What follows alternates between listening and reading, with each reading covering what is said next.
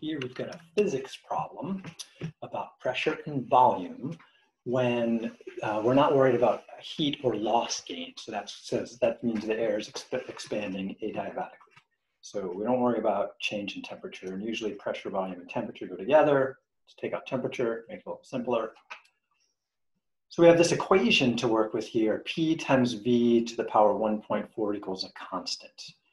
At an instant, we're given a value for P and V. So P is our pressure, and at some instant it's 79 kilopascals, and V, our volume at that same instant is 630 cubic centimeters.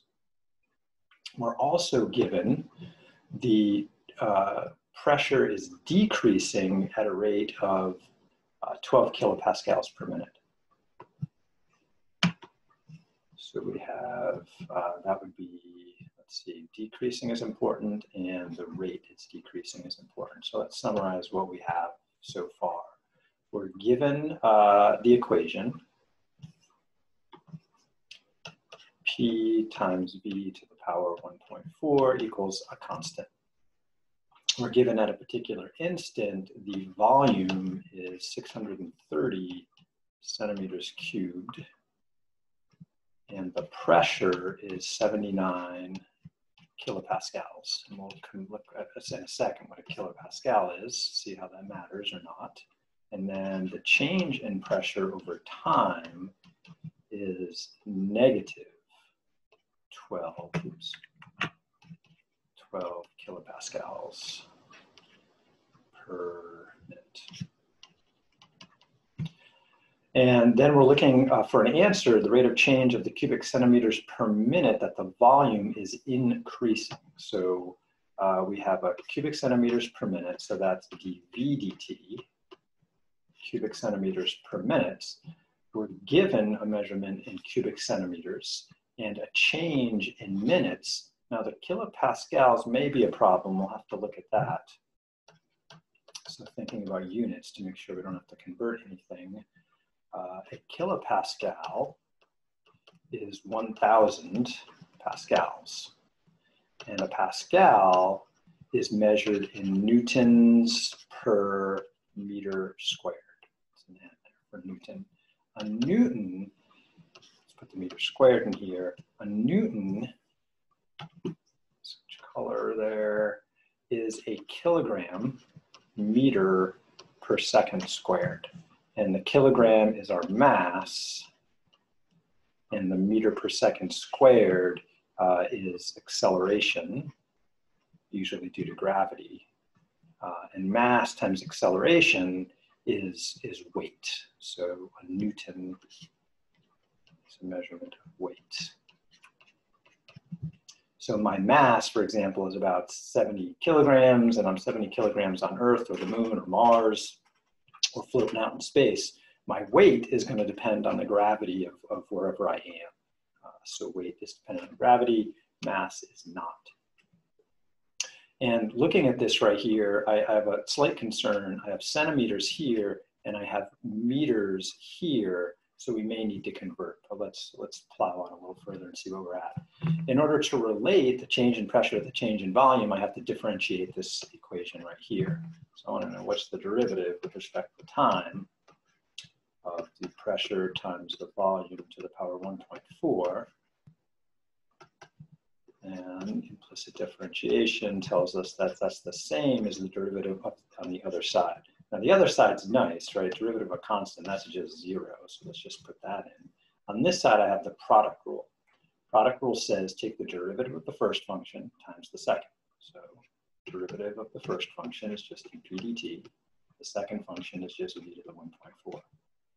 And add on to that, hold the first function, so that's just p, and derivative of the second. So derivative of power, we bring down the power, multiply, reduce the power by 1. Chain rule says since the volume is changing with respect to time, it's a function of time, we have to multiply by its derivative, which is just dv dt. So that's the derivative given the chain rule there. We want to know what dv dt is, so we have to solve. So we're going to subtract this to the other side. So that's going to give me a negative dp dt times v to the 1/4. That leaves me on this side, p, let's write it as 1.4 p v to the 0.4 4 dv dt. And we want to get rid of this stuff, it's just multiplied, so we'll divide it over to the other side. So this is going to get divided over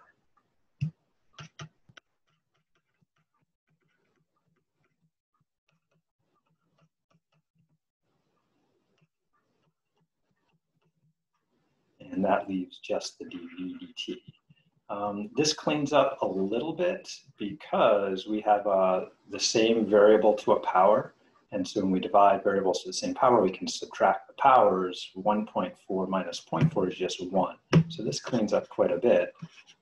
dv dt equals negative dp dt times v, when I clean up the power there, over 1.4 p. All right, so let's think about the units again. I don't think it gets any cleaner. I was concerned about the meters in the pascals and the centimeters in the volume. We usually don't want to mix units like that. Oh, but this is kind of nice. The dp dt is measured in kilopascals. P is measured in kilopascals, so the kilopascals divide out, leaving just the measurement of V and the DT measurement. Yeah, so this, we're going to have to do any unit conversions, is going to be, because of the given volume, is centimeters cubed per minute. Cool.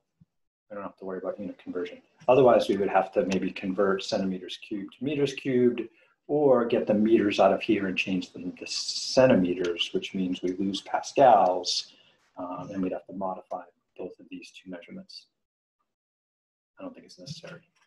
All right, next we just plug in. So plugging in, we have the opposite of P, so the opposite of negative 12 times V, which is 630, divided by 1.4 times P, which is 79. Get everything in the right place. Let's double check there. Let's see, the negative dp dt is negative 12. That looks good. V is 630. That looks good. And then P in the bottom is the 79. Yep, I think we're good. So we just plug into a calculator. I don't think that cleans up really, except for the 1.4 versus the 630 maybe. Calculator.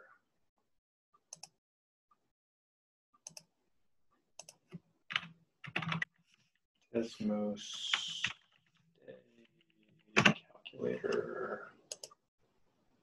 So the opposite of negative 12 is 12 times 630 divided by 1.4 times 79. And we just have to make sure that the 1.4 and 79 are in the bottom. They are.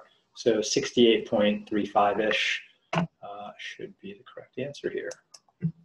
2 decimal places.